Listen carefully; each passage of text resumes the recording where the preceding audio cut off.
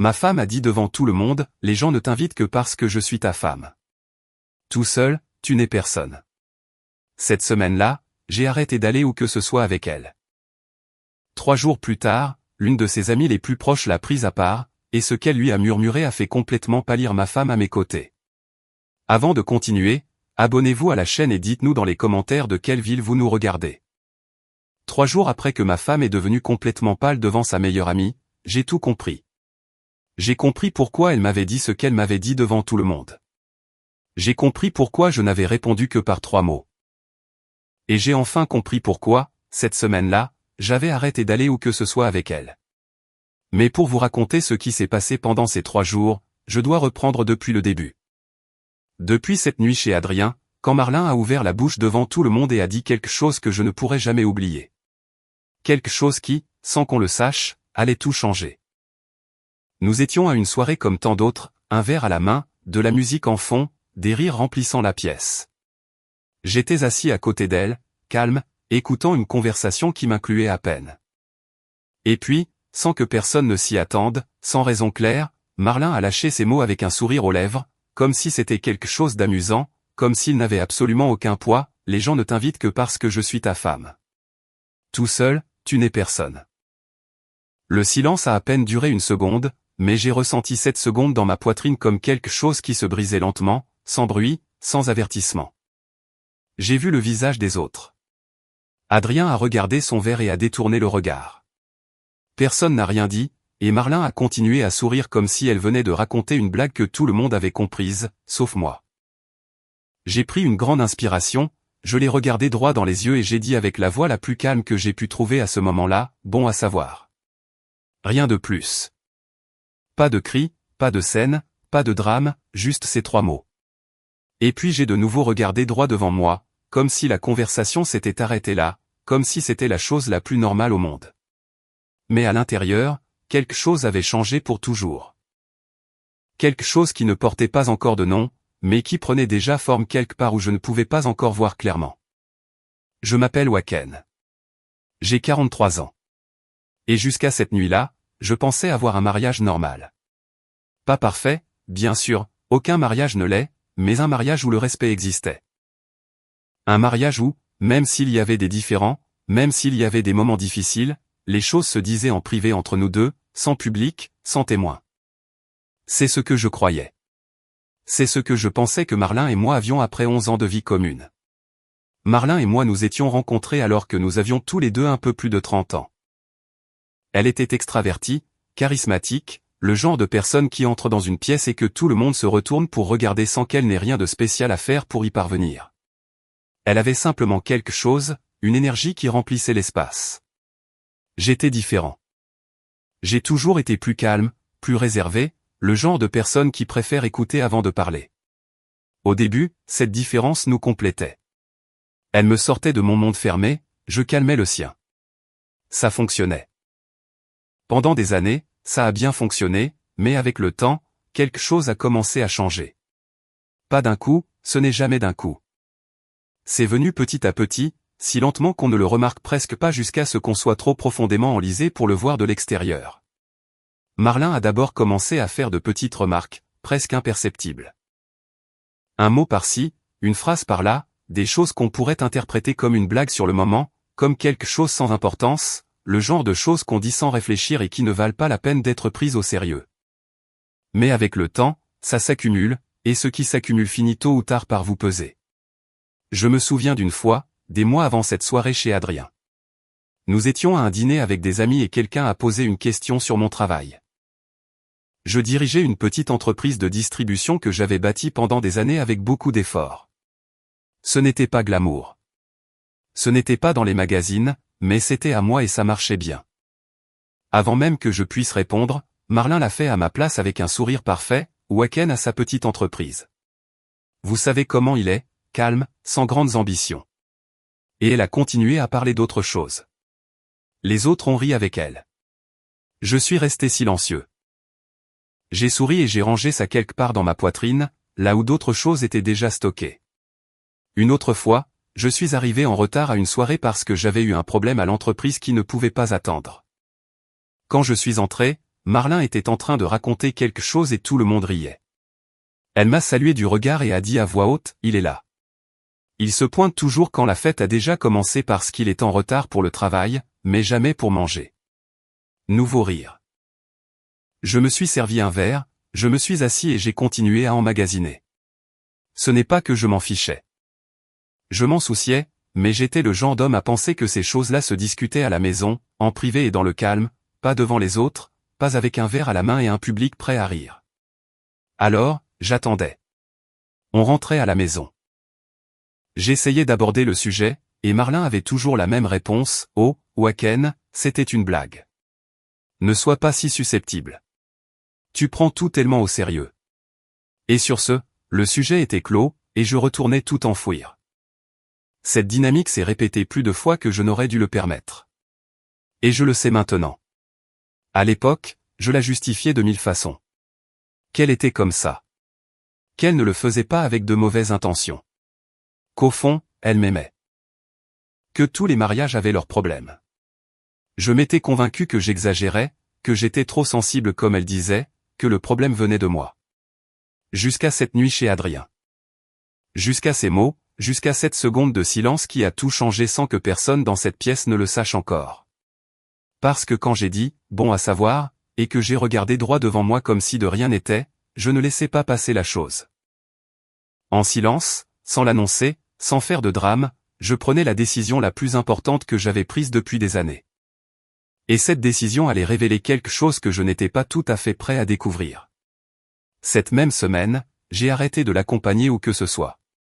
Sans explication, sans dispute, sans prononcer un seul mot sur le sujet. J'ai simplement arrêté et j'ai commencé à attendre. Parce que si Marlin avait raison, si j'étais vraiment un moins que rien sans elle, si les gens ne m'incluaient qu'à cause d'elle, alors mon absence n'allait importer à personne. Personne n'allait demander de mes nouvelles. Personne n'allait remarquer que je n'étais pas là. Et je le confirmerais de mes propres yeux. Mais si elle avait tort, si tout ce qu'elle m'avait dit devant tout le monde n'était rien d'autre qu'un mensonge qu'elle s'était raconté à elle-même, alors quelque chose de très différent allait se produire. Étage 3 jours plus tard, c'est arrivé. Les premiers jours après cette soirée ont été étranges. Il n'y a pas eu de dispute. Il n'y a pas eu de conversations inconfortables. Il n'y a eu aucun de ces moments de tension auxquels on s'attendrait après un tel incident.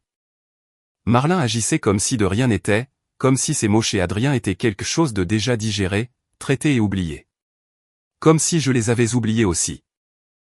Et c'est peut-être ce qu'elle attendait, que moi, comme tant d'autres fois, je range tout ça à cet endroit dans ma poitrine où il y avait déjà tant de choses entassées, et que je passe à autre chose comme si le monde tournait rond et que tout allait bien. Mais cette fois, c'était différent. Cette fois, je ne l'enfouissais pas. Cette fois, j'observais. Le premier événement est survenu 3 jours après la réunion chez Adrien. Un dîner chez des connaissances.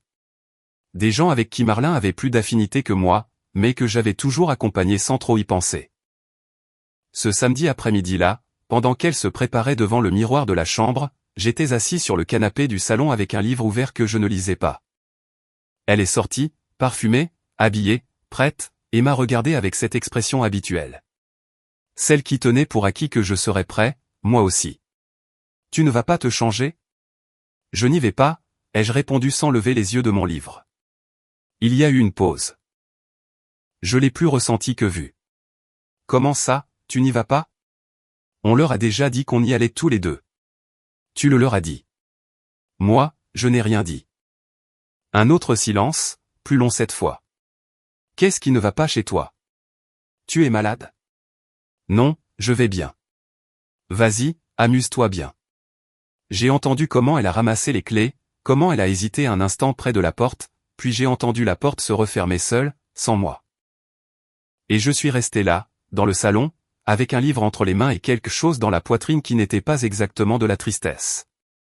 C'était plutôt de la clarté. Comme lorsqu'on est resté longtemps dans une pièce sombre et que, soudain, quelqu'un ouvre une fenêtre, la lumière entre, vos yeux mettent un peu de temps à s'y habituer, mais il n'y a plus aucun moyen de retourner dans l'obscurité.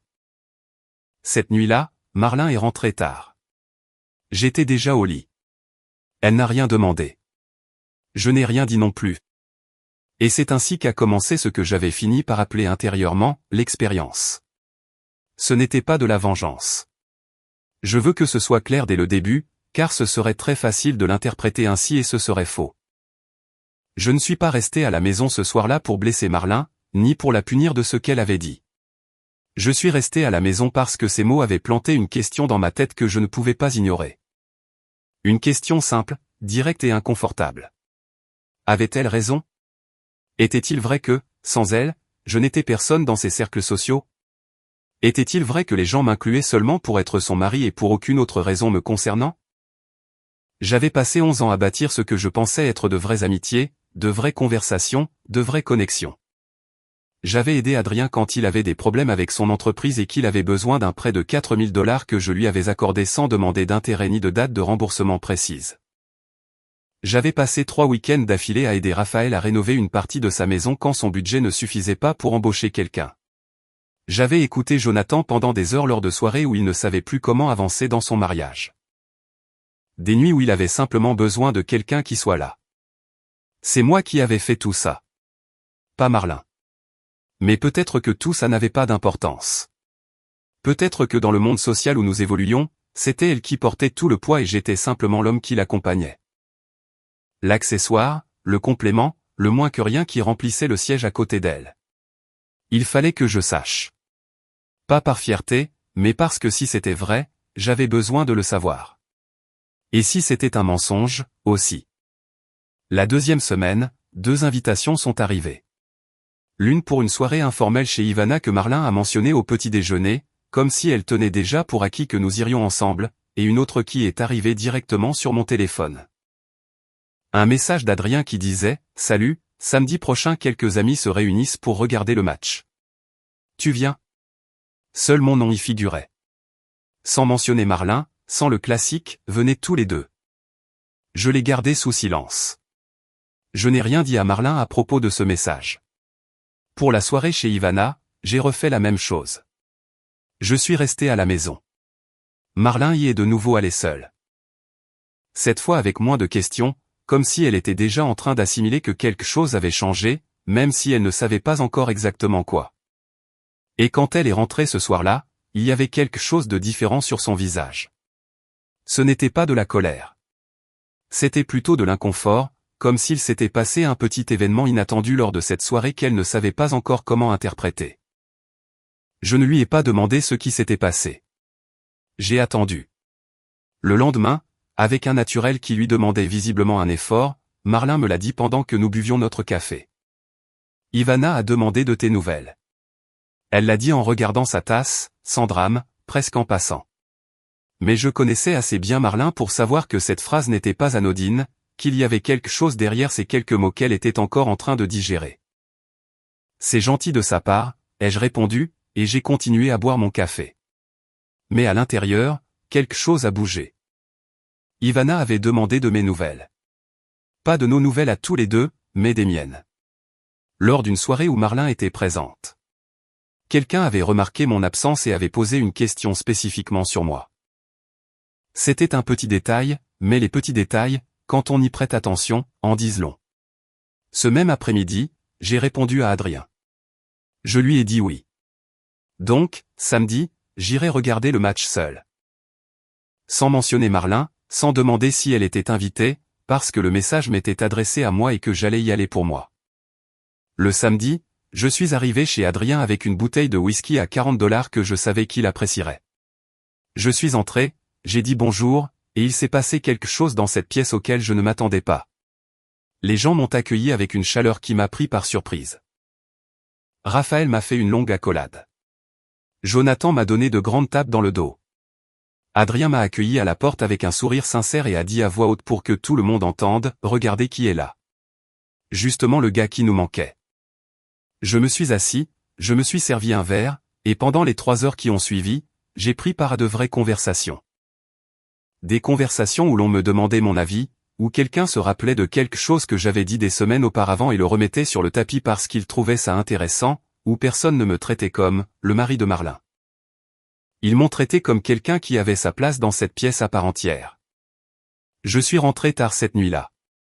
Marlin était réveillée, assise dans le salon avec son téléphone à la main et une expression que je n'arrivais pas à déchiffrer totalement à ce moment-là. Elle m'a regardé quand je suis entré. Tu étais où? Chez Adrien, pour regarder le match. Une pause. Juste avec les amis habituels. Elle n'a rien dit de plus. Moi non plus. Je suis allé me coucher avec quelque chose de nouveau dans la poitrine. Ce n'était pas de l'euphorie. Ce n'était pas un triomphe. C'était quelque chose de plus calme et de plus profond que tout ça. C'était le sentiment que la réponse à ma question commençait à apparaître. Et ce n'était pas la réponse que Marlin s'attendait à me voir trouver. Les jours qui ont suivi ont été les plus calmes que nous ayons eus depuis des années. Pas ce silence inconfortable d'un couple qui s'est disputé et ne sait plus comment se parler. C'était un autre type de silence, plus dense, plus chargé. Ce genre de silence qui s'installe quand deux personnes vivent dans la même maison, mais que chacune assimile quelque chose de différent. Quelque chose qui n'est pas encore prêt à se transformer en mots. Marlin continuait sa routine. Moi, je continuais la mienne. En apparence, tout semblait normal. À l'intérieur, je savais que rien ne l'était. J'ai continué à ne pas l'accompagner aux événements. Je ne l'annonçais pas. Je n'en discutais pas. Je continuais simplement à choisir de rester. Et à chaque fois que je le faisais, j'observais. J'observais sa réaction avant de partir. J'observais son visage quand elle rentrait. J'observais les petits détails qu'elle pensait que je ne remarquais pas, car elle m'avait toujours sous-estimé sur ce point-là aussi, sur ma capacité à observer, à lire entre les lignes, à remarquer ce qui n'est pas dit. Un soir, près de 10 jours après la soirée chez Adrien, Marlin est rentré d'un dîner avec ses amis, et quelque chose chez elle était différent. Je ne saurais pas l'expliquer précisément. C'était quelque chose dans sa façon d'entrer dans la maison, plus lente que d'habitude, avec moins d'énergie que ce qu'elle rapportait généralement d'une soirée avec son groupe. Elle s'est assise dans le salon sans enlever son manteau, ce qui était bizarre pour elle, et n'a cessé de regarder par la fenêtre pendant un moment qui a semblé trop long pour être anodin. J'étais dans la cuisine, en train de me préparer à boire. Je l'observais de là, sans rien dire. J'attendais. Finalement, elle a parlé sans me regarder. Raquel m'a dit quelque chose aujourd'hui. Raquel était sa meilleure amie.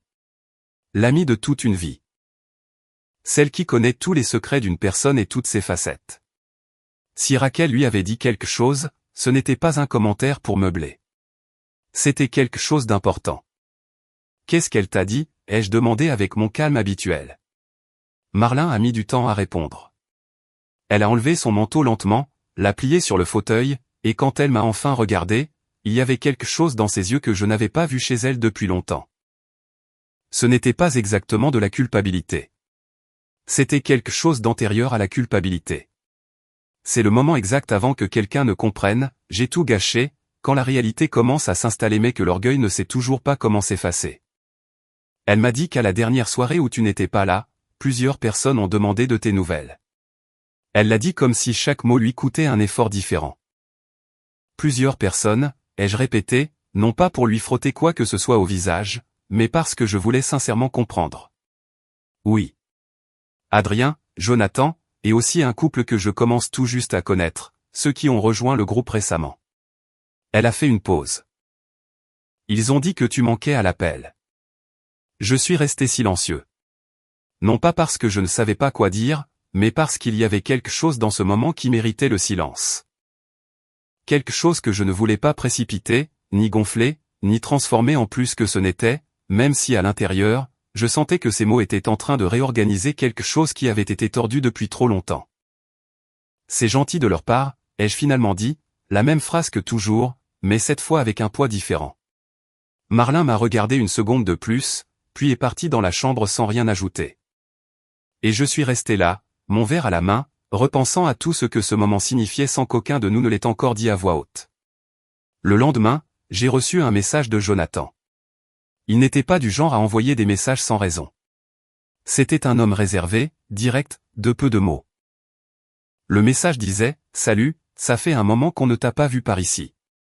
Tout va bien ?» 3 lignes. Mais ces 3 lignes venaient de quelqu'un qui ne demandait pas par simple politesse. Jonathan était le genre d'homme qui, s'il posait la question, c'était parce qu'il voulait sincèrement savoir. J'ai répondu que oui, que tout allait bien, que j'avais eu des choses à régler. Et il m'a réécrit presque immédiatement, « Quand tu pourras, on se voit. » J'ai quelque chose à te dire. Cela a attiré mon attention. Jonathan n'était pas du genre à dire ça sans avoir quelque chose de réel à dire. Nous avons convenu d'aller prendre un café cette semaine-là. Pendant ce temps, à la maison, la tension continuait de monter, d'une manière qu'aucun de nous ne nommait, mais que nous ressentions tous les deux parfaitement. Marlin avait cessé de prendre pour acquis que je l'accompagnerais aux événements. Elle ne me le disait plus comme quelqu'un qui annonce une chose décidée. Désormais, elle me le demandait ou ne disait simplement rien et partait seule. Et chaque fois qu'elle rentrait de quelque part sans moi, elle ramenait avec elle ce même air de quelqu'un qui assimile une chose qu'elle ne s'attendait pas à trouver. Un midi, alors que nous déjeunions ensemble à la maison, Marlin a posé sa fourchette sur son assiette et m'a regardé d'une manière directe qu'elle n'avait pas utilisée avec moi depuis longtemps. « Tu m'en veux pour ce que j'ai dit chez Adrien ?» C'était la première fois qu'elle le mentionnait directement. Presque 2 semaines s'étaient écoulées. Je l'ai regardé. J'ai pris un moment avant de répondre. « Je ne t'en veux pas, alors pourquoi tu ne vas nulle part avec moi ?»« Parce que j'observe quelque chose, ai-je dit. »« Je regarde si tu avais raison. » Silence. Marlin a légèrement froncé les sourcils. Comme si la réponse l'avait prise par surprise, bien qu'au fond, elle n'aurait pas dû. Waken, c'était une blague. Je ne le pensais pas. Moi, je l'ai pris au sérieux, ai-je dit sans dureté, sans agressivité, avec le même calme que j'avais depuis le début. S'il est vrai que sans toi je ne suis personne, j'ai besoin de le savoir. Et si ce n'est pas vrai, aussi. Elle n'a pas répondu. Elle a pris son assiette, est allée dans la cuisine, et je suis resté à table avec le sentiment que cette conversation, bien que courte, avait été la plus honnête que nous ayons eue depuis des mois. Le café avec Jonathan a eu lieu ce jeudi-là. Nous nous sommes assis dans un endroit calme, sans nous presser, avec 2 tasses de café noir entre nous. Jonathan n'était pas du genre à tourner autour du pot, alors il a été direct presque dès le début. Marlin a fait un commentaire l'autre soir, a-t-il dit. À la soirée où tu n'étais pas là. Je ne vais pas le répéter exactement, mais je n'ai pas apprécié. Et je n'ai pas été le seul à ne pas l'apprécier. Je l'ai regardé sans l'interrompre. Il y a des gens dans ce groupe, Waken, qui ont un respect sincère pour toi. Pas à cause de Marlin, mais à cause de toi. Pour ce que tu es, pour comment tu es. Pour ce que tu as fait pour les gens sans aller le crier sur tous les toits. Adrien n'a pas oublié le prêt. Raphaël n'a pas non plus oublié les week-ends que tu lui as consacrés. Ces choses-là ne s'oublient pas. J'ai senti quelque chose bouger dans ma poitrine. Ce n'était pas exactement de la fierté. C'était plutôt du soulagement. Le soulagement de quelqu'un qui a porté un lourd doute pendant trop longtemps et à qui l'on dit soudain que ce poids n'était pas réel. « Pourquoi tu me dis ça ?» lui ai-je demandé. Jonathan a soulevé sa tasse. Il m'a regardé par-dessus le bord.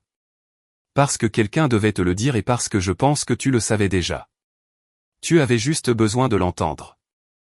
J'ai quitté ce café en marchant plus lentement que d'habitude. Je n'étais pas pressé. J'avais beaucoup à penser.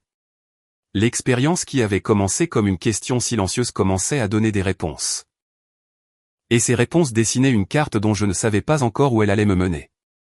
Mais je savais avec une certitude que je n'avais pas ressenti depuis des années que je ne pouvais plus ignorer ce que cette carte montrait. Ce soir-là, je suis rentré à la maison avec la conversation de Jonathan qui tournait encore dans ma tête. Pas comme un bruit, mais comme quelque chose qu'on continue de traiter en silence.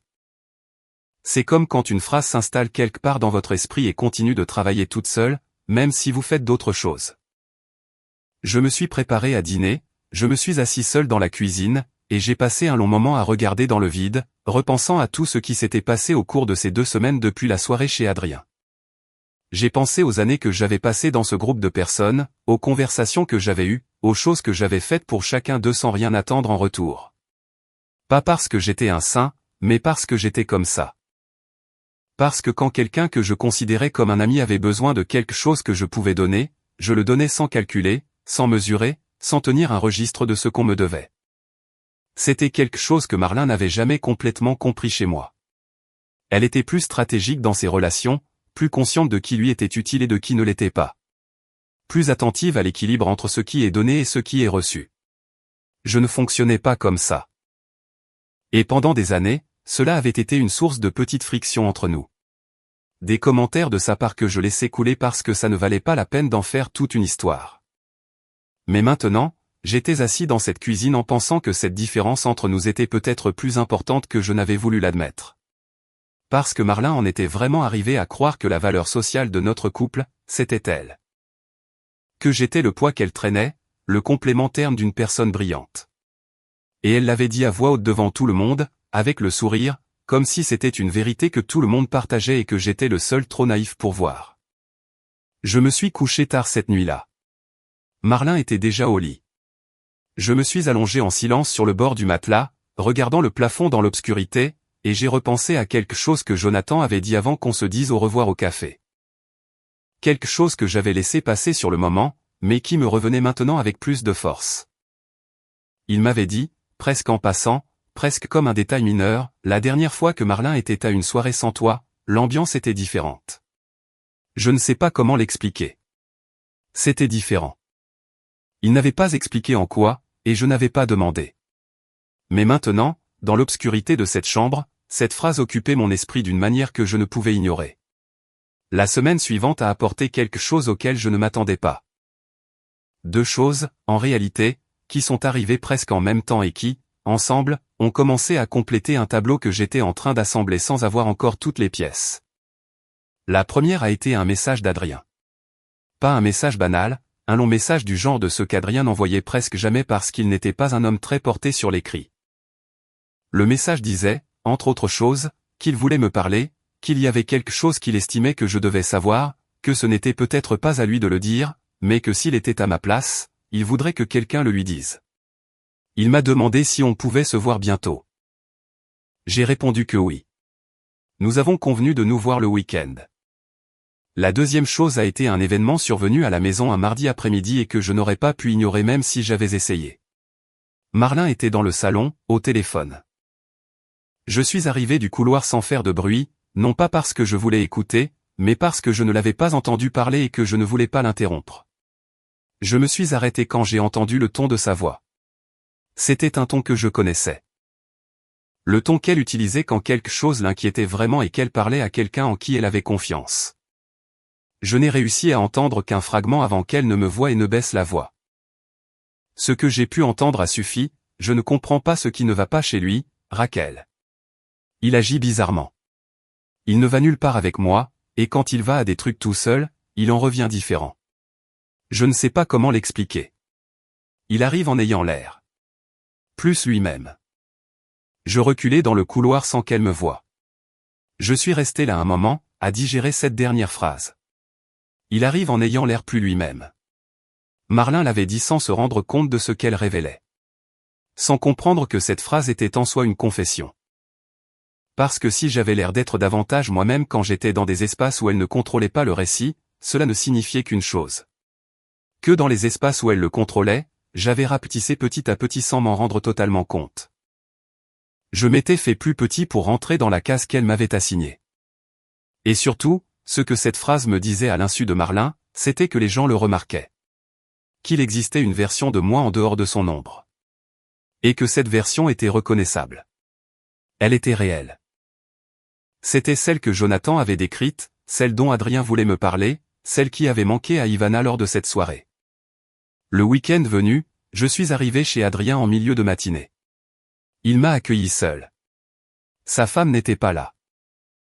Il m'a offert un café et nous nous sommes assis sur la terrasse, le soleil entrant de côté, avec entre nous un silence confortable, le genre qui n'existe qu'entre des personnes qui se connaissent vraiment depuis des années. Adrien a mis du temps à aborder le sujet. Il a remué son café plusieurs fois, a regardé vers le jardin, puis m'a regardé avec une expression sérieuse qui venait de l'intérieur. « Bon, ce que je vais te dire n'est pas facile, a-t-il dit. Et si à un moment donné tu trouves que je me mêle de ce qui ne me regarde pas, dis-le-moi. Et on arrêtera là. Parle, lui ai-je dit. Il a pris une profonde inspiration. Marlin a dit des choses sur toi. Pas seulement cette nuit-là, à d'autres soirées aussi. Des choses qui minimisent ce que tu fais, ce que tu es. Parfois avec humour. Parfois sans. Et il y a des gens dans le groupe qui l'ont remarqué. Des gens qui ne disent rien parce qu'ils ne veulent pas de conflit, mais qui le remarquent. Je l'ai regardé sans l'interrompre. J'ai senti quelque chose se serrer dans ma poitrine, mais j'ai laissé faire sans réagir pour l'instant. Ce qu'elle t'a dit cette nuit-là devant tout le monde, a continué Adrien, ce n'était pas la première fois qu'elle disait quelque chose comme ça. C'était juste la première fois qu'elle le disait aussi ouvertement, aussi effrontément, pour être honnête. J'ai bu une gorgée de café lentement. Et pourquoi tu me le dis maintenant, ai-je demandé.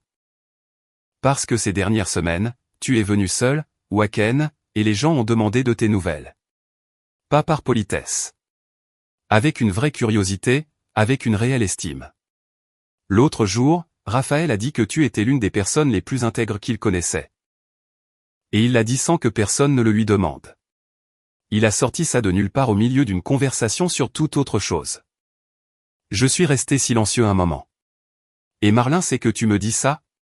Adrien a secoué la tête. Non. Et je n'ai pas l'intention de le lui dire non plus. C'est entre toi et moi. Mais je sentais qu'il était de mon devoir, après tout ce que tu as fait pour moi, de te dire la vérité. Tu m'as aidé quand personne d'autre ne l'aurait fait. Pour $1000, sans condition. Waken. Ça ne s'oublie pas. Et ça ne me semble pas juste que tu continues à croire, même une seconde, que tu n'as pas une place dans ce groupe qui t'appartient totalement. Je suis resté à regarder le jardin pendant un long moment. Les arbres, le ciel, le bruit d'un oiseau au loin. Et j'ai ressenti quelque chose que je n'avais pas ressenti avec cette clarté depuis longtemps. J'ai senti que j'étais vu. Pas comme le mari de quelqu'un, pas comme le faire-valoir de qui que ce soit, mais comme Waken, comme l'homme de 43 ans qui avait bâti sa vie de ses propres mains, qui avait donné sans rien demander, qui avait été présent quand ça comptait.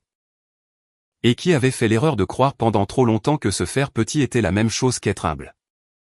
Ce n'était pas la même chose. Ça ne l'avait jamais été. Je suis rentré chez moi cet après-midi-là avec une chose nouvelle installée dans ma poitrine. Ce n'était pas de la rage. Ce n'était pas de la douleur. C'était plutôt une résolution. Le genre de résolution qui vient quand on a déjà suffisamment d'informations pour savoir que les choses ne peuvent pas rester exactement telles qu'elles sont. Que quelque chose doit changer. Que le temps de garder le silence et d'espérer que tout s'arrange de soi-même était déjà révolu. Que la suite allait exiger quelque chose de plus de ma part.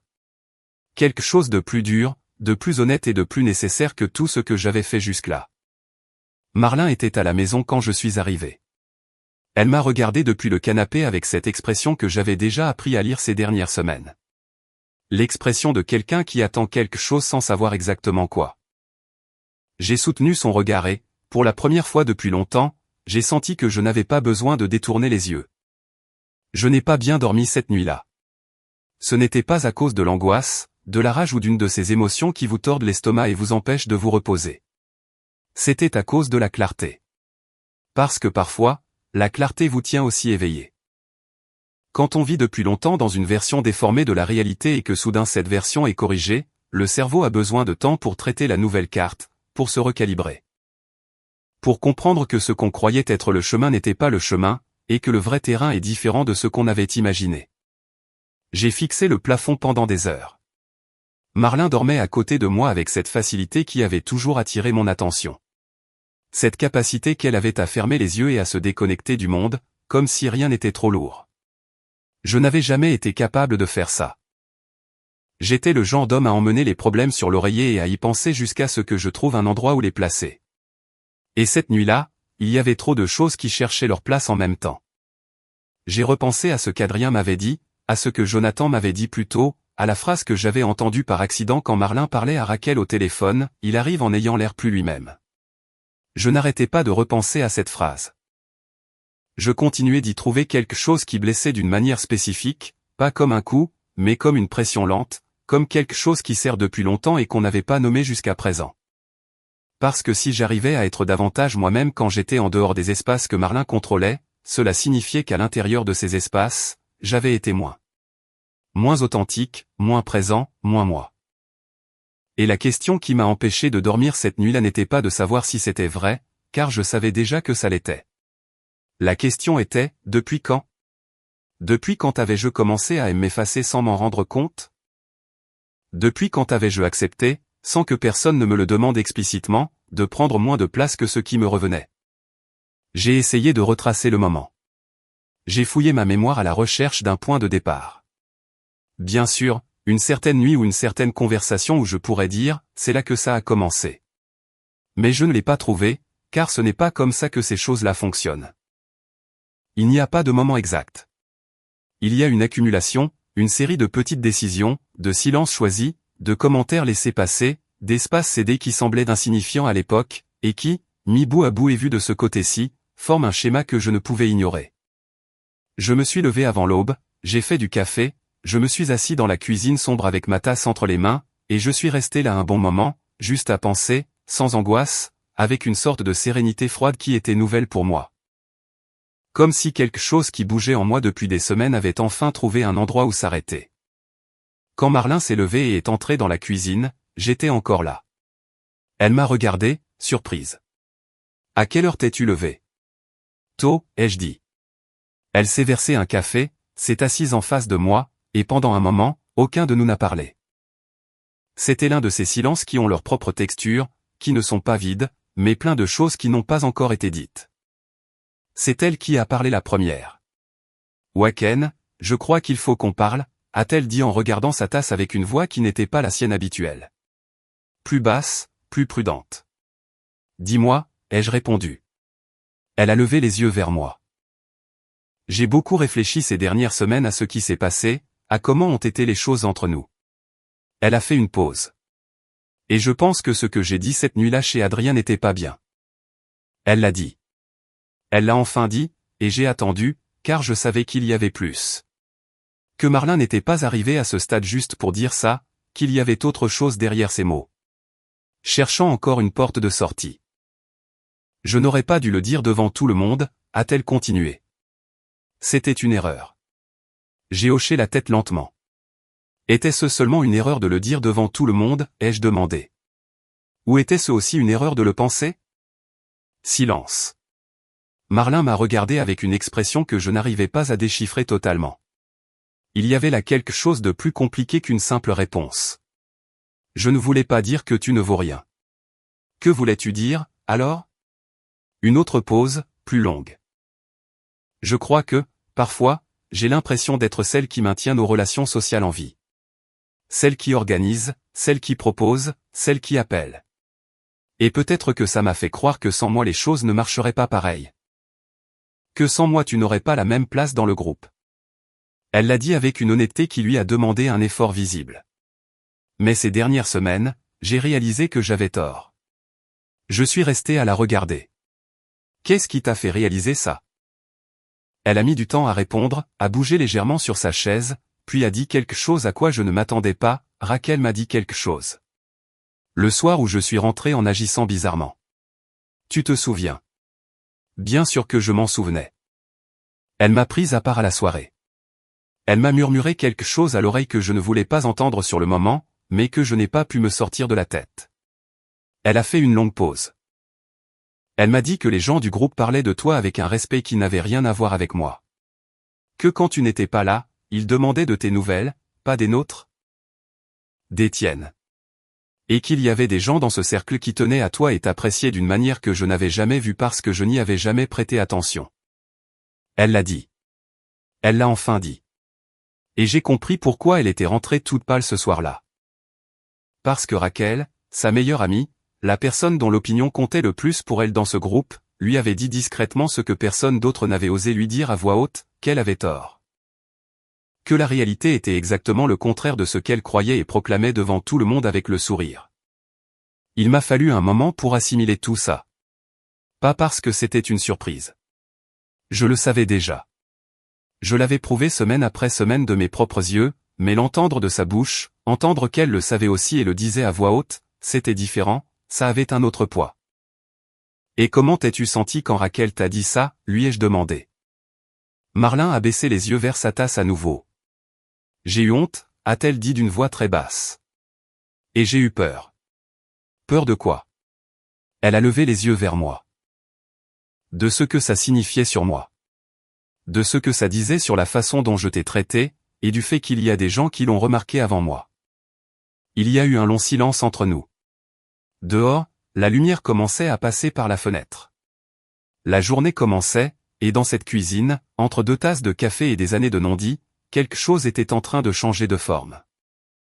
Je ne savais pas encore exactement quelle forme cela allait prendre une fois terminé, mais je savais que ce moment, que cette conversation, était un tournant. Un de ces moments dont on se souvient plus tard comme l'avant et l'après de quelque chose d'important. Marlin, ai-je finalement dit calmement, que tu m'aies dit ça devant tout le monde n'était pas juste une erreur passagère. C'était le résultat de quelque chose qui grandissait depuis longtemps. Des commentaires, des situations. Des choses que j'ai laissées passer parce que je pensais que ça ne valait pas la peine d'en faire un conflit. Mais, mis bout à bout, ça dresse un tableau que je n'aime pas. Elle m'a regardé sans m'interrompre. Je ne te dis pas ça pour te blesser. Je te le dis parce que si nous voulons parler sérieusement, nous devons parler de tout. Pas seulement de cette nuit-là, de tout. Elle a hoché la tête lentement avec un sérieux que je n'avais pas vu chez elle depuis un moment. Sans le sourire facile, sans le bouclier habituel, juste elle en face de moi, qui écoutait. « Es-tu capable de faire ça ?» lui ai-je demandé. « Je peux essayer » a-t-elle dit. Et pour la première fois depuis longtemps, j'ai senti que cette réponse était honnête. Pas parfaite, pas encore suffisante, mais honnête. Et l'honnêteté, même si elle arrive tard, vaut toujours plus que le silence confortable qui la remplace quand on n'a pas le courage de la chercher. Les conversations honnêtes ont ceci de particulier, elles ne s'arrêtent pas quand on se lève de table. Elles continuent. Elles restent flottées dans l'air de la maison. Elles se glissent à travers les murs. Elles apparaissent dans les silences de midi et dans les regards obliques pendant qu'on fait des choses ordinaires comme laver une assiette ou fermer une fenêtre. La conversation de ce matin-là dans la cuisine ne s'est pas terminée avec le café. Elle a continué pendant des jours, pas toujours avec des mots. Parfois, c'était juste dans la façon dont Marlin me regardait quand elle pensait que je ne l'observais pas. Dans la façon dont je choisissais mes mots avec plus de soin qu'avant, dans la nouvelle tension entre nous, différente des semaines précédentes, moins froide et plus chargée de choses cherchant encore leur forme définitive. J'ai continué ma routine. J'ai continué à aller seul aux endroits où j'étais invité sans l'annoncer et sans en faire une déclaration d'intention. Je continuais simplement à être moi-même dans les espaces où je pouvais pleinement le faire. Et rien que cela changeait déjà des choses que je n'avais pas entièrement calculées quand j'avais commencé l'expérience. Un jeudi après-midi, j'ai reçu un appel de Raphaël. Raphaël n'appelait pas beaucoup. Il préférait les messages courts et les rencontres en personne. Quand il appelait, c'était parce qu'il avait quelque chose à dire qui ne rentrait pas dans un message. J'ai décroché à la 2e sonnerie. « Waken, tu as un moment ?»« Bien sûr, dis-moi. » J'ai entendu qu'il prenait une respiration avant de parler. Raphaël était comme ça, réfléchi, le genre de type qui réfléchit avant d'ouvrir la bouche, ce que j'avais toujours apprécié, car cela signifiait que lorsqu'il parlait, ce qu'il disait avait un réel poids. Écoute, je ne sais pas si c'est à moi de te dire ça, et si tu trouves que je me mêle de ce qui ne me regarde pas, dis-le-moi simplement et on en reste là. Mais il y a quelque chose, je me demande depuis des jours si je dois te le dire ou pas. Et finalement, j'ai décidé que oui. Parce que si c'était l'inverse, j'aimerais que quelqu'un me le dise. Vas-y, aucun problème, lui ai-je dit. La semaine dernière, j'étais avec Marlin et un groupe chez une connaissance. Tu n'y étais pas. Et à un moment de la soirée, je ne me souviens plus exactement comment on en est venu au sujet. Quelqu'un a mentionné ton nom. Je ne sais plus exactement dans quel contexte. Et Marlin a fait un commentaire. Il a fait une pause. Un commentaire du genre de ceux qu'on a déjà entendus avant. Rabaissant. Tu sais comment ils sont. Je savais. Bien sûr que je savais. Que s'est-il passé après ce commentaire, ai-je demandé. Personne n'a ri, a dit Raphaël. Voilà ce qui s'est passé. Un silence. Et puis quelqu'un a changé de sujet, mais c'était un silence gênant, Waken, le genre qui en dit plus que n'importe quel mot. Et j'ai vu le visage de Marlin. À ce moment-là. J'ai vu qu'elle remarquait qu'elle attendait la réaction habituelle et qu'elle ne venait pas. Je suis resté silencieux un instant. Pourquoi tu me dis ça, Raphaël ? Parce que je pense que tu as le droit de savoir comment les autres te voient et comment ils la voient quand elle fait ça. Une autre pause. Et parce que les 3 week-ends que tu as passés à m'aider pour les travaux de ma maison, Waken, sans me faire payer un seul dollar quand je n'avais pas d'argent pour payer qui que ce soit. Je n'ai pas oublié ça. Un homme qui fait ça n'est pas un moins que rien. Il est exactement le contraire. J'ai dû prendre un moment avant de répondre. Pas parce que je ne savais pas quoi dire, mais parce qu'entendre cela de la bouche de Raphaël, qui était un homme de peu de mots et d'encore moins de gestes, a touché un endroit en moi auquel je ne m'attendais pas. Merci, Raphaël, ai-je finalement dit. Ne me remercie pas, prends juste soin de toi. Nous avons raccroché. Je suis resté debout avec le téléphone à la main pendant une longue minute, à regarder par la fenêtre sans rien voir en particulier. Je repensais au visage de Marlin tel que Raphaël l'avait décrit. Le visage de quelqu'un qui attend une réaction et ne la reçoit pas. Le visage de quelqu'un qui se retrouve soudain sans l'écho qu'elle tenait pour acquis. Parce que c'était ce qui s'était passé lors de ces soirées sans que je le voie directement. Marlin avait construit pendant des années une dynamique où ses commentaires sur moi suscitaient une réaction, un rire, un geste de complicité, quelque chose qui confirmait que le groupe partageait sa vision. Et maintenant, pour une raison quelconque, je commençais à comprendre plus clairement, cette confirmation avait cessé de venir. Ce soir-là, Marlin est rentrée plus tôt que d'habitude. Elle avait sur son visage une expression que je connaissais déjà. Mais ces derniers jours, elle avait acquis une intensité différente. C'était l'expression de quelqu'un qui porte une chose qu'elle ne sait pas comment déposer. Qui a tellement pensé à une chose qu'elle ne sait plus si ce qu'elle pense est clair ou si c'est juste le résultat de l'épuisement de trop cogiter. Elle s'est assise dans le salon. Je lisais. Je l'ai observée par-dessus le livre un instant, puis j'ai posé le livre sur la table. « Ça va ?» lui ai-je demandé.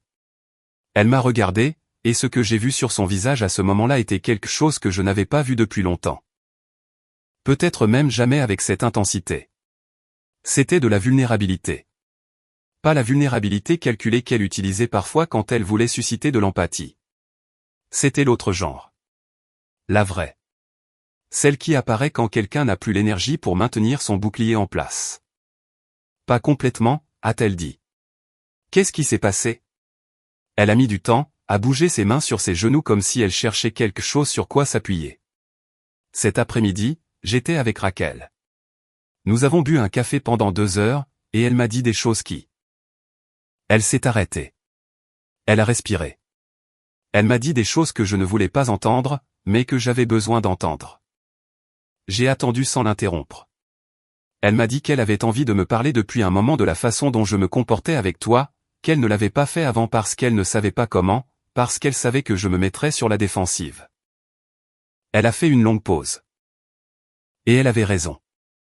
Chaque fois que quelqu'un m'a dit quelque chose à ce sujet, je me suis mise sur la défensive.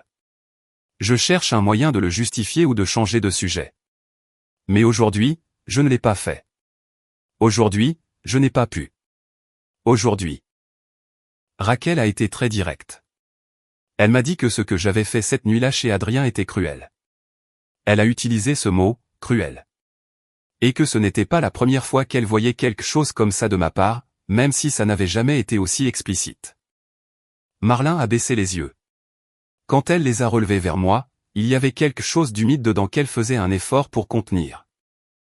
Elle m'a demandé si je me rendais compte de ce que je faisais, si j'en étais consciente, et je n'ai pas su quoi répondre, ou à Ken. Parce que la vérité, c'est que je ne sais pas. Je ne sais pas si je l'ai fait sans réfléchir, ou si, quelque part au fond de moi. Je l'ai fait exprès. Et de ne pas savoir, ça me fait plus peur que tout le reste. Le silence qui a suivi était l'un des longs, de ceux qui ont du poids et de la texture, et qu'on ne veut pas briser trop tôt parce que ce qu'ils contiennent n'a pas encore fini de se dire. Finalement, j'ai parlé. Tu sais quelle a été la partie la plus difficile de tout ça pour moi, Marlin? Elle m'a regardé. Ce n'était pas ce que tu as dit. Enfin si, c'était ce que tu as dit, mais ce n'était pas seulement ça. Le plus dur, ça a été de réaliser que tu le pensais depuis un moment. Que cette nuit-là n'était pas un lapsus. C'était quelque chose de déjà formé là-dedans qui a trouvé une porte de sortie. J'ai fait une pause. Et ça m'a fait me demander depuis combien de temps je vivais aux côtés de quelqu'un qui me voyait comme ça sans que je m'en rende vraiment compte. Marlin n'a pas répondu tout de suite. Quand elle l'a fait, sa voix était plus basse qu'avant. Je ne t'ai pas toujours vu comme ça. Il fut un temps où je te voyais d'une manière complètement différente. Qu'est-ce qui a changé? Une autre longue pause. Celle-ci fut l'une des plus longues de toute la conversation. Je crois que je me suis habitué à être celle qui est visible. celle qui parle, celle qui organise, celle qui remplit l'espace. Et à un moment donné, j'ai cessé de voir ce que tu faisais, parce que ce que tu faisais ne faisait pas de bruit, ne s'annonçait pas, n'attirait pas l'attention. Et ce qui n'attire pas l'attention, avec le temps, on cesse de le voir, même si c'est là tout le temps. Elle l'a dit sans défense ajoutée, sans justification, juste ça. Et c'était la chose la plus honnête que je l'ai entendu dire depuis des années sur ce sujet. Peut-être même sur n'importe quel sujet. Ce qui ne fait pas de bruit compte aussi, ai-je dit. Parfois, c'est ce qui compte le plus. Elle a hoché la tête lentement, les yeux encore un peu humides. Et pour la première fois depuis cette nuit chez Adrien, je n'ai pas ressenti de distance entre nous. J'ai ressenti quelque chose de plus compliqué que ça. Quelque chose qui n'était pas encore de la réconciliation, parce que la réconciliation nécessite plus d'une conversation, aussi honnête soit-elle. Mais c'était quelque chose. C'était le premier véritable mouvement vers quelque chose de différent. Vers ce territoire où les choses pouvaient être dites et entendues sans qu'aucun de nous n'ait à s'effacer pour que l'autre puisse exister. J'ai mieux dormi cette nuit-là que je ne l'avais fait depuis des semaines. Non pas parce que tout était résolu, on en était loin, mais parce que quelque chose avait avancé dans la bonne direction.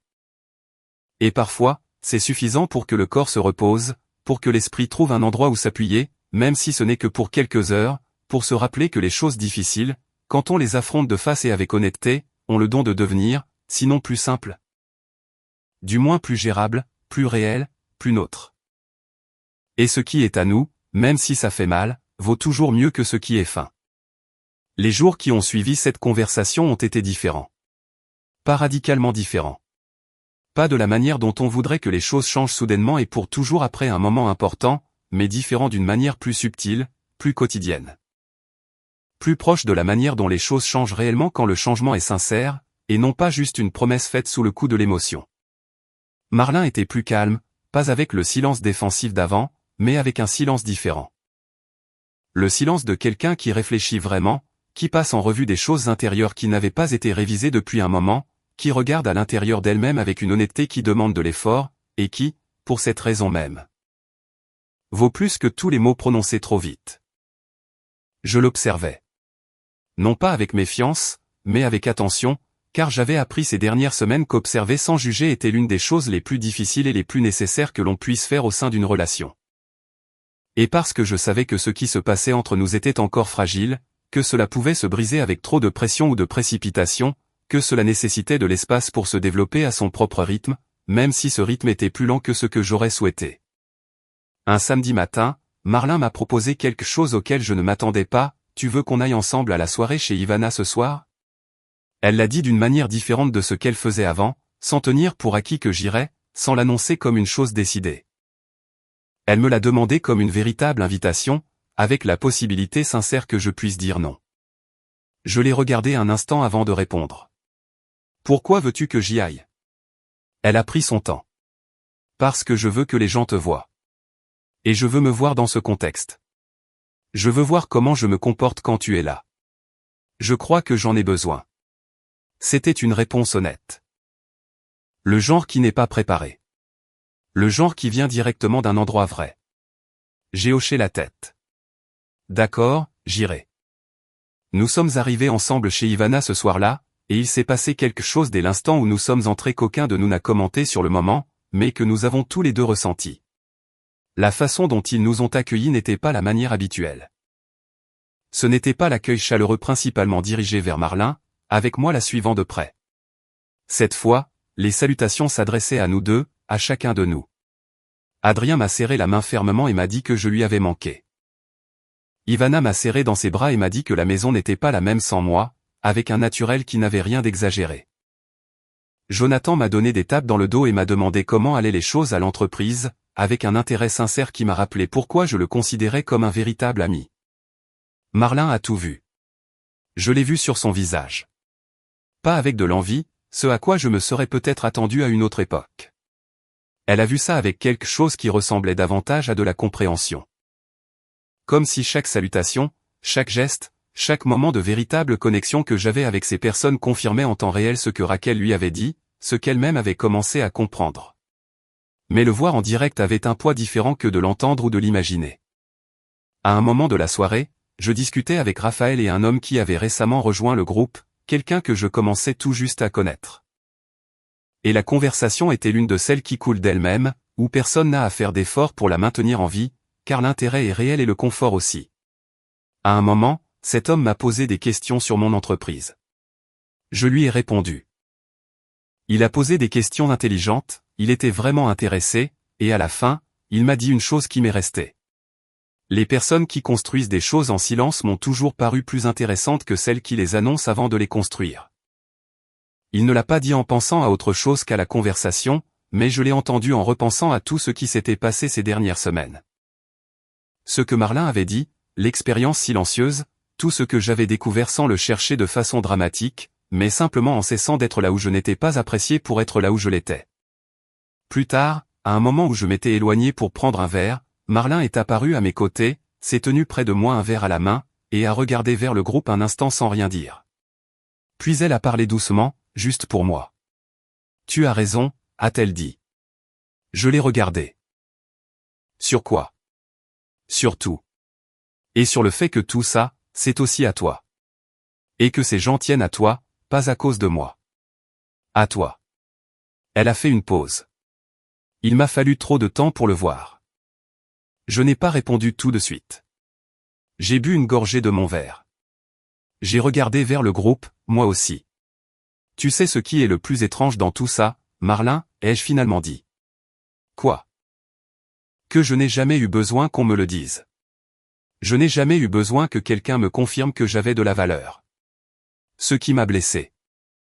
Ce n'était pas le doute sur moi-même. C'était de réaliser que la personne qui dort à côté de moi me voyait de cette façon. C'est ça qui a brisé quelque chose en moi cette nuit-là chez Adrien. Marlin m'a regardé, et cette fois, elle n'a pas détourné le regard. Elle a gardé les yeux fixés dans les miens avec une fermeté qui était aussi nouvelle chez elle. Ou peut-être pas nouvelle, peut-être oubliée. Je sais, a-t-elle dit. Et je suis désolé. Pas juste comme une phrase toute faite. Je suis sincèrement désolé. J'ai hoché la tête lentement sans rien ajouter sur le moment, car il y avait des choses qui n'étaient pas encore prêtes à être dites, qui nécessitaient plus de temps, plus de conversation et plus de nuits comme celle-là pour trouver leur juste forme. Mais ce moment, ces mots prononcés doucement pendant que le reste du groupe riait et discutait à quelques mètres de nous, ce moment était réel. Et ce qui est réel, quand ça apparaît après tant de temps passé avec des choses qui ne l'étaient pas tout à fait, a une saveur qu'on reconnaît même si on ne l'a pas goûté depuis longtemps. Nous sommes rentrés chez nous ensemble en voiture. Pendant le trajet, aucun de nous n'a beaucoup parlé, mais le silence était différent de celui des semaines précédentes. Moins tendu, moins chargé de non-dits. Il ressemblait davantage au silence de deux personnes qui partagent un espace et n'ont pas besoin de le remplir de mots pour qu'il ait de la valeur. Quand nous sommes arrivés et sommes entrés, Marlin s'est arrêté dans le salon et m'a regardé. « Waken, tu penses qu'on peut arranger ça ?» C'était la question la plus directe qu'elle m'avait posée depuis tout ce temps. Et elle l'a posée d'une manière qui ne cachait pas la peur qu'il y avait derrière. La peur que la réponse soit non. La peur que les dégâts soient trop importants et trop profonds pour être réparés. La peur qui apparaît quand on comprend enfin ce qu'on a risqué sans se rendre compte qu'on le risquait. Je l'ai regardé pendant un long moment avant de répondre. Je ne sais pas encore, ai-je dit avec une honnêteté totale, sans cruauté, mais sans fausse promesse non plus. Ce que je sais, c'est que pour réparer ça, j'ai besoin que ce qui s'est passé ces dernières semaines ne soit pas juste un épisode. J'ai besoin que ce soit le début de quelque chose de différent, d'une autre façon de se voir, de se parler, d'être l'un avec l'autre. Et si ça l'est, a-t-elle demandé. Si c'est vraiment le début? Alors on y travaillera, ai-je dit. Tous les deux. Sans qu'aucun de nous n'ait à s'effacer pour que l'autre puisse exister. Marlin a hoché la tête lentement, ses yeux portant encore cette vulnérabilité apparue ces derniers jours, et que j'espérais ne pas voir disparaître trop vite. Car cette vulnérabilité était ce qui se rapprochait le plus de sa vraie version. Et la vraie version des gens, même si elle est plus fragile et plus difficile à assumer que la version construite, est toujours celle qui vaut la peine d'être connue. Cette nuit-là, avant de nous endormir, Marlin a dit une dernière chose dans l'obscurité de la chambre, très doucement, presque comme si elle n'était pas sûre de vouloir que je l'entende. J'ai peur d'être le genre de personne qui fait ça sans s'en rendre compte. J'ai laissé flotter la phrase dans l'air un instant avant de répondre. Le fait que ça te fasse peur en dit déjà long sur qui tu es. Silence. Qu'est-ce que ça dit? Que tu t'en soucies encore. Et les gens qui s'en soucient ont la possibilité de changer. Ceux qui s'en moquent continuent simplement leur chemin. Elle n'a rien ajouté. Moi non plus. Et dans ce silence final, qui était différent de tous les silences que nous avions eus depuis des semaines, j'ai ressenti quelque chose que je n'avais pas ressenti depuis longtemps dans ce mariage. Pas une certitude, pas un soulagement total, mais une possibilité. La possibilité réelle, fragile et honnête que les choses puissent être différentes. Pas parfaites, jamais parfaites, mais différentes. Plus vraies, plus dignes de nous deux. Et parfois, la possibilité suffit pour continuer. Pas pour toujours, mais pour le jour suivant. Et c'est avec le jour suivant que commence tout ce qui compte vraiment. Les semaines qui ont suivi ont été les plus compliquées et en même temps les plus nécessaires que nous ayons vécues depuis des années. Non pas parce qu'il y a eu de grandes disputes ou des moments dramatiques, mais parce que ce que nous faisions tous les deux était quelque chose que nous n'avions jamais vraiment essayé en 11 ans de mariage. Nous étions honnêtes. Pas avec cette honnêteté confortable qu'on utilise quand tout va bien et que dire la vérité ne coûte rien, mais avec l'autre genre. Celle qui gratte, celle qui vous oblige à vous regarder dans un miroir sans filtre et à voir des choses que vous préféreriez ne pas voir, mais que vous devez affronter si vous voulez que quelque chose de vrai pousse de l'autre côté. Nous avions commencé à vraiment parler avec une régularité que nous n'avions pas auparavant. Pas des conversations forcées ou des séances programmées où l'on arrive tous les deux avec une liste de plaintes, mais de vrais moments. Parfois dans la cuisine le matin, parfois tard le soir quand le reste du monde était endormi, où les choses sortaient d'elles-mêmes parce que l'espace pour qu'elles sortent existait enfin. Je parlais, Marlin écoutait. Marlin parlait, j'écoutais. Sans s'interrompre, sans se défendre avant que l'autre ait fini, sans transformer chaque petite chose dite en un argument pour gagner. Ce n'était pas facile. Aucun de nous ne prétendait que ça l'était. Un soir tard, Marlin m'a demandé une chose qu'elle voulait me demander depuis un moment. Je l'ai remarqué à la façon dont elle l'a introduit, avec cette prudence de quelqu'un qui sait que la question peut ouvrir quelque chose de difficile à refermer. Y a-t-il eu un moment précis où tu as senti que tu commençais à t'effacer et dont tu te souviens? J'ai pris le temps de répondre. J'ai cherché dans ma mémoire avec honnêteté, sans dramatiser, mais sans minimiser non plus. Oui, ai-je finalement dit. Il y a eu un soir, il y a environ 4 ans. Nous étions à un dîner avec des gens de ton travail. Quelqu'un m'a demandé ce que je faisais. J'ai commencé à expliquer pour l'entreprise. Et tu m'as interrompu au beau milieu de ma réponse pour changer de sujet et parler de quelque chose que tu trouvais plus intéressant pour la conversation. Marlin a légèrement froncé les sourcils, essayant de se souvenir. Je ne m'en souviens pas, a-t-elle dit. Je sais. C'est aussi une partie de ce qui m'a blessé, que pour toi ce soit si naturel que ce ne soit même pas resté dans ta mémoire. Silence. Et qu'as-tu fait à ce moment-là, a-t-elle demandé. J'ai souri. J'ai continué à manger, et j'ai emmagasiné ça. Marlin a fermé les yeux un instant. Quand elle les a rouverts, il y avait en eux quelque chose qui était moitié douleur, moitié reconnaissance. Combien de fois as-tu emmagasiné ça? Trop de fois, ai-je dit sans colère. Juste avec la vérité. Cette conversation a duré jusqu'après minuit. Nous avons fait ressortir des choses qui avaient été rangées pendant des années dans des endroits où elles s'alourdissent sans qu'on les nomme. Et il y a eu des moments où c'était inconfortable, où Marlin voulait se défendre et a dû faire un effort visible pour ne pas le faire. Où j'ai dû me rappeler que le but n'était pas de gagner, mais de comprendre. Que nous n'étions pas dans un procès. Nous étions dans une conversation que nous devions tous les deux avoir pour savoir s'il y avait quelque chose entre nous qui valait la peine d'être sauvé, avec tout le travail que cela exigeait. À la fin de cette nuit-là, Marlin a dit quelque chose qui m'est resté avec une précision que peu de phrases ont. Je crois que j'ai commencé à te voir comme un accessoire de moi-même. Au lieu de te voir comme une personne entière et distincte. Et c'est quelque chose que je ne ferai pas à un étranger. Et pourtant, je te l'ai fait à toi. La personne avec qui j'ai choisi de passer ma vie. Elle l'a dit d'une voix si basse que je l'ai à peine entendue. Mais je l'ai entendue, et je suis resté silencieux, car il n'y avait aucune réponse qui rendait justice à cela. Juste le silence et le poids de ce qu'elle venait de dire flottant entre nous dans l'obscurité de la pièce. Les jours suivants, quelque chose a changé dans la façon dont Marlin évoluait dans les espaces sociaux que nous partagions. Pas soudainement, pas parfaitement, mais ça a changé.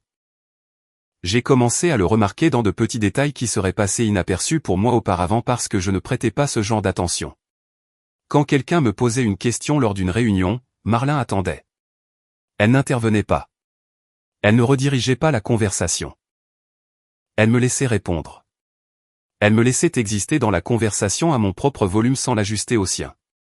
Et il y a eu des moments où je l'ai vue de l'autre bout de la pièce m'observer avec une expression que je ne pourrais pas totalement décrire. Ce n'était pas exactement de la fierté. C'était plus comme une redécouverte. Comme quand on trouve quelque chose qu'on croyait perdu et qu'on se rend compte que ça a toujours été là, seulement on avait cessé de le voir. Un après-midi, Ivana nous a invités tous les deux à prendre un verre dans un endroit calme près de chez nous. C'était la première fois que nous sortions ainsi dans un cadre intime et restreint depuis que toute cette histoire avait commencé. Nous étions assis tous les trois à une table près de la fenêtre, le soleil de l'après-midi entrant de biais, et la conversation coulait avec un naturel qui m'a surpris. À un moment donné, Ivana m'a regardé avec un sourire calme et a dit « Waken, tu sais qu'on t'a toujours beaucoup aimé ici, n'est-ce pas? Pas comme le mari de qui que ce soit. Mais toi. » Elle l'a dit avec une simplicité qui rendait impossible de ne pas la croire. Et je l'ai cru, non pas parce que j'avais besoin qu'on me le dise, mais parce que ces mots venant de quelqu'un comme Ivana, qui n'était pas du genre à enjoliver la réalité, avaient le poids de la vérité. J'ai regardé Marlin. À ce moment-là, elle regardait aussi Ivana. Puis elle m'a regardé, et ce que j'ai vu sur son visage était quelque chose que je n'avais pas vu depuis longtemps.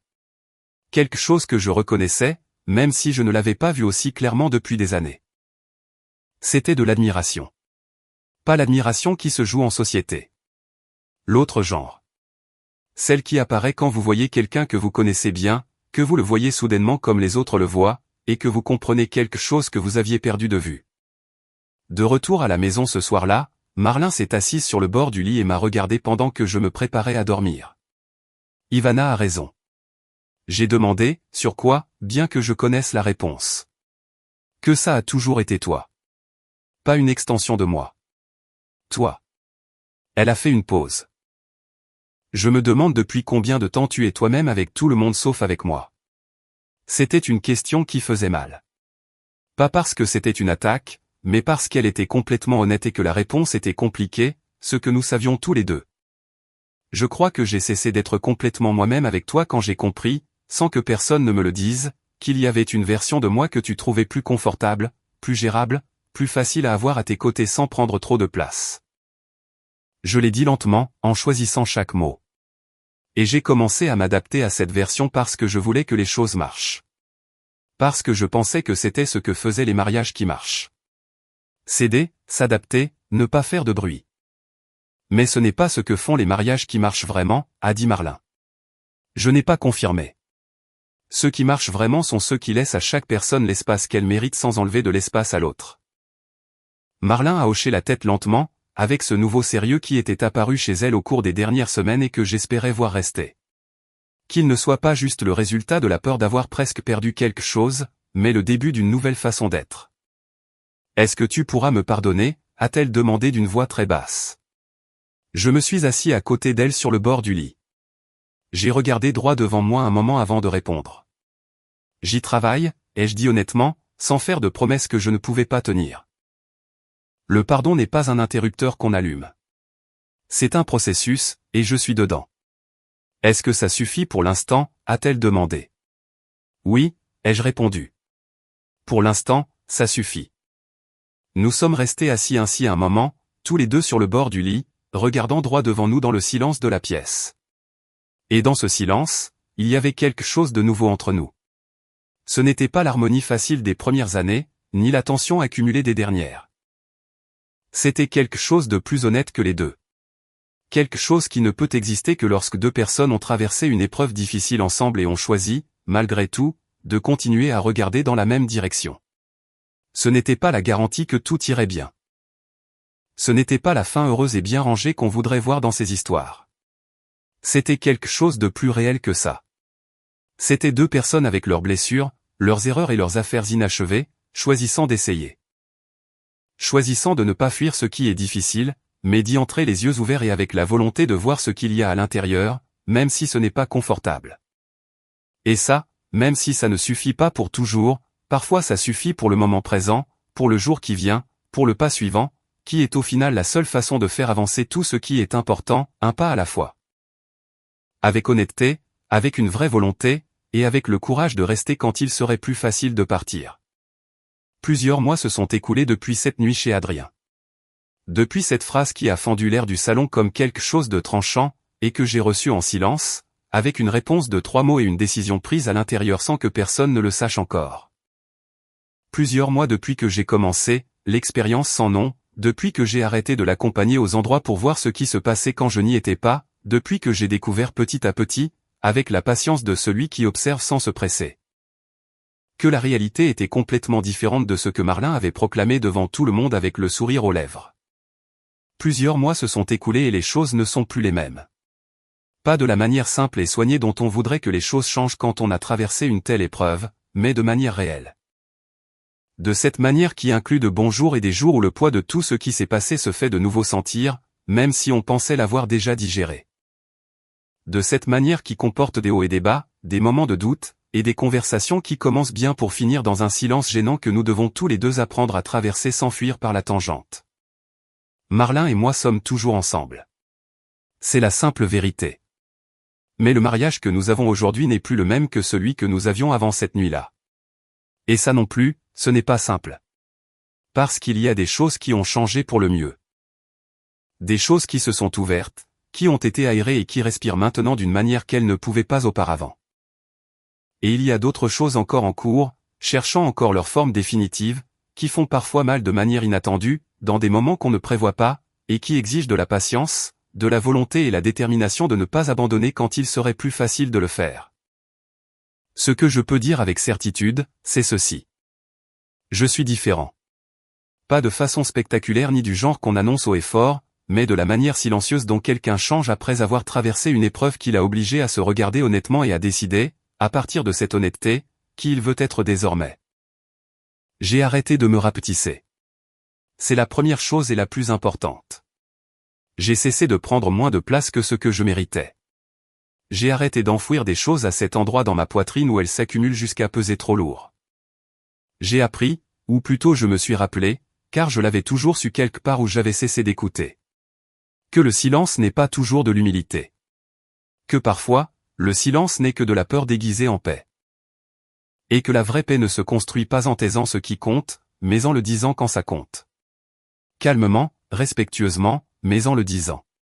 À Marlin, les conversations d'aujourd'hui sont différentes. Pas parfaites, jamais parfaites, mais différentes. Il y a une honnêteté entre nous qui n'existait pas avant, ou qui n'existait que dans des versions diluées. Des versions qui ressemblaient à de l'honnêteté, mais qui étaient en réalité le fruit de deux personnes ayant appris à éviter certaines vérités pour maintenir une surface calme.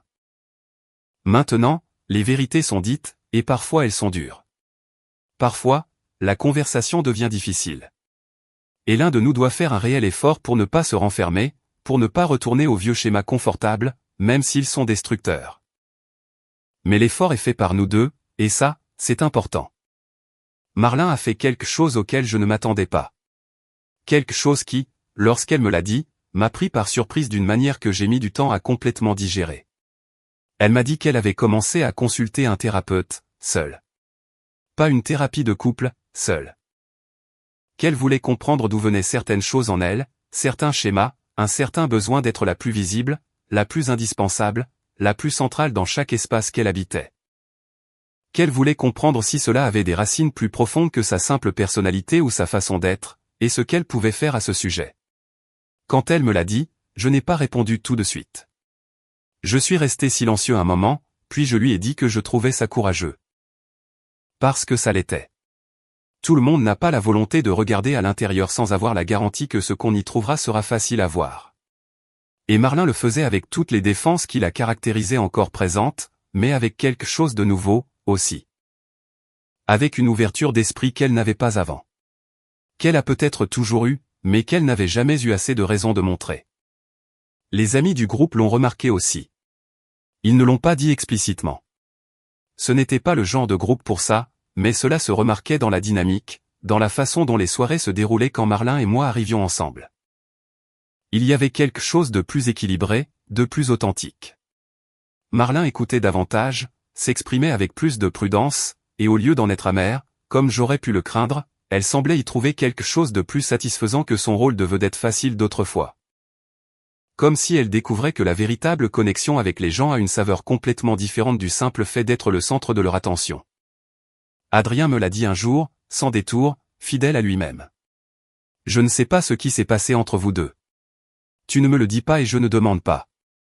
Mais quelque chose a changé, et ce qui a changé, c'est pour le mieux. Je l'ai remercié d'un signe de tête sans entrer dans les détails, car il y a des choses qui vous appartiennent, avouées à la personne avec qui vous les vivez, et qui n'ont pas besoin d'être expliquées ou partagées pour être réelles. Raphaël, de son côté, m'a appelé un samedi matin avec une proposition inattendue.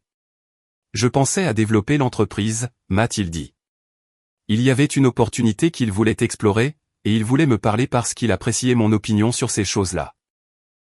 Nous avons passé cette matinée à parler de chiffres, de possibilités, de risques et de ce qui valait la peine d'être tenté même s'il n'y avait aucune garantie. Ce fut l'une de ces conversations dont on se souvient, parce qu'on s'y sent totalement présent, complètement soi-même, sans filtre, ni ajustement, ni version réduite. En raccrochant, je suis resté à penser à ça. À la différence entre être vu et être invisible.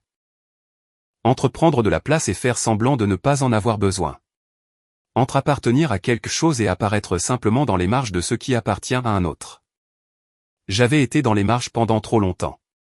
Non pas parce que quelqu'un m'avait forcé à y être, mais parce que j'avais moi-même accepté cette place sans la remettre en question. Parce que je m'étais convaincu que c'était plus facile, plus paisible, voire plus intelligent de ne pas faire de vagues, de ne pas réclamer l'espace qui m'appartenait. De laisser les choses être comme elles étaient sans trop intervenir. Mais j'en avais payé le prix en silence. Dans cette accumulation de choses rangées qui, avec le temps, deviennent un poids qu'on porte sans savoir vraiment pourquoi on se sent si fatigué. Un après-midi, en rentrant à la maison en voiture après une réunion à l'entreprise, j'ai pensé à quelque chose auquel je n'avais jamais pensé avec autant de clarté. J'ai pensé à ce qu'il m'en avait coûté pour réaliser tout ça. Au chemin que j'avais dû parcourir. À l'humiliation de cette nuit-là chez Adrien, qui, sur le moment, avait brisé quelque chose en moi, et que maintenant, vu de ce côté-ci, je comprenais comme le moment où quelque chose qui était sur le point de se briser depuis un moment s'est enfin rompu. Et que parfois, il faut que les choses se brisent pour pouvoir voir ce qu'il y avait derrière. Ce qui était caché sous la surface calme d'une vie qui semblait fonctionner, mais avec des fissures qu'aucun de nous n'avait voulu vraiment voir. Je ne souhaite à personne de traverser quelque chose comme ça. Je ne souhaite à personne d'entendre de la bouche de quelqu'un qu'il aime qu'il n'est personne. Que sa place dans le monde dépend d'un autre. Que sans cette personne, il serait invisible. Ces mots blessent d'une manière qui ne porte pas toujours un nom et ne disparaît pas rapidement. Même si on veut que ça disparaisse. Mais si je devais trouver quelque chose dans tout cela qui vaille la peine d'être conservé, quelque chose qui compense le poids de ce qui a été dur, ce serait ceci. Je me suis trouvé. Pas d'une manière mystique ou de celle qui sonne bien dans des citations à partager, mais de la manière concrète et quotidienne dont on se trouve quand on cesse de se voir à travers les yeux de quelqu'un d'autre pour commencer à se voir avec les siens. Quand on arrête de mesurer sa valeur par celle que quelqu'un d'autre nous attribue et qu'on se remet à faire confiance à ce qu'on sait de soi, de l'intérieur. J'ai 43 ans. J'ai bâti une entreprise de mes propres mains pendant plus d'une décennie. J'ai aidé mes amis quand ils en avaient besoin sans tenir de registre de ce qu'on me devait. J'ai été présent quand ça comptait, de ces manières qui ne font pas de bruit mais que les gens n'oublient pas. Et pendant trop longtemps, j'ai permis à quelqu'un de me convaincre sans lui en avoir donné l'autorisation formelle, mais sans l'arrêter non plus que tout ça n'était pas suffisant, que je n'étais pas suffisant. Cela ne se reproduira plus. Pas parce que je le dis comme une déclaration vide de sens, mais parce que je le comprends maintenant d'une manière que je ne comprenais pas avant. Que le respect commence par soi-même. Qu'on ne peut demander à personne de vous voir si vous avez vous-même cessé de vous voir. Que se faire petit n'est pas de la générosité. C'est une façon de disparaître qui, avec le temps, n'abîme pas seulement celui qui disparaît, mais aussi tous ceux qui l'entourent, car aucune vraie relation ne peut se construire sur la version réduite de quelqu'un. Ce que je dirais à toute personne qui traverse une situation similaire, qui a l'impression que quelqu'un à ses côtés la convainc qu'elle prend moins de place qu'elle ne le pense, qui a commencé à douter de sa propre valeur à cause de la façon dont la traite une personne censée l'aimer, c'est ceci. N'attendez pas qu'on vous dise que vous avez de la valeur. Ne la cherchez pas dans les yeux de celui qui vous l'a refusée. Cherchez-la là où elle a toujours été. Dans ce que vous faites quand personne ne vous regarde. Dans les gens qui demandent de vos nouvelles quand vous n'êtes pas là. Dans la façon dont vous traitez ceux qui vous connaissent vraiment. La valeur ne s'octroie pas. Elle ne se gagne pas avec l'approbation de qui que ce soit. Elle est là. Elle a toujours été là. Parfois, il faut juste cesser de la dissimuler pour que les autres puissent la voir, et pour que vous puissiez la voir vous-même, aussi. Cette nuit-là, chez Adrien, quand Marlin a dit ce qu'elle a dit, et que j'ai répondu avec 3 mots dans le silence, je ne savais pas encore tout ce que j'allais découvrir. Je ne savais pas que l'expérience qui allait commencer allait me montrer des choses que j'avais besoin de voir. Je ne savais pas que le groupe de personnes que je pensais connaître allait me surprendre avec une affection qui avait toujours été là, même si je n'avais pas su la voir pleinement. Je ne savais pas que Marlin, avec tout le mal qu'elle avait fait sans comprendre totalement ce qu'elle faisait, avait la capacité de se regarder honnêtement quand on lui donnait enfin une raison suffisante de le faire. Je ne savais encore rien de tout ça. Je savais juste que quelque chose s'était brisé. Et parfois, les choses qui se brisent laissent passer la lumière à travers les fissures. Et cette lumière, bien qu'elle fasse mal au début quand les yeux n'y sont pas habitués, est la meilleure chose qui puisse arriver à quelqu'un qui est resté trop longtemps dans l'obscurité sans savoir qu'il y était. Bon à savoir, avais-je dit cette nuit-là. Et c'était. C'était très bon de tout savoir, chaque partie de tout ce qui a suivi. Car ce qu'on sait, même si ça fait mal, nous appartient. Et ce qui nous appartient, personne ne peut nous l'enlever.